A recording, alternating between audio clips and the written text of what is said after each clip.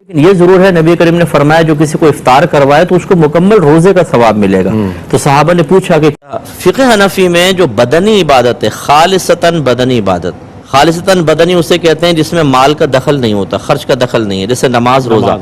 یہ کوئی بھی کسی دوسرے کی طرف سے۔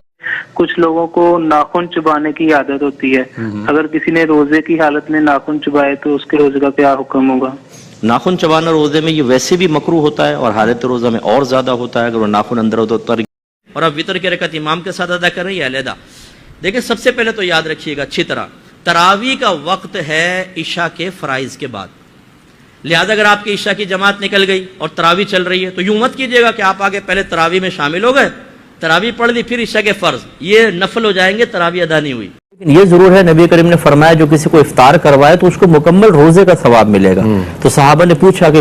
فقہ حنفی میں جو بدنی عبادت ہے، خالصتاً بدنی عبادت، خالصتاً بدنی اسے کہتے ہیں جس میں مال کا دخل نہیں ہوتا، خرچ کا دخل نہیں ہے، جیسے نماز روزہ، یہ کوئی بھی کسی دوسرے کی طرف سے۔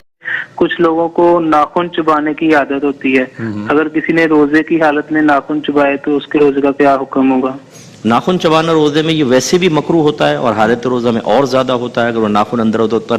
اور اب وتر کی رکعت امام کے ساتھ ادا کر رہی ہے علیحدہ۔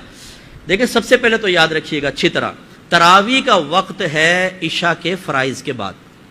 لہذا اگر آپ کی عشاء کی جماعت نکل گئی اور تراویح چل رہی ہے تو یوں مت کیجیے گا کہ آپ آگے پہلے تراویح میں شامل ہو گئے، تراویح پڑھ لی پھر عشاء کے فرض، یہ نفل ہو جائیں گے، تراویح ادا نہیں ہوئی۔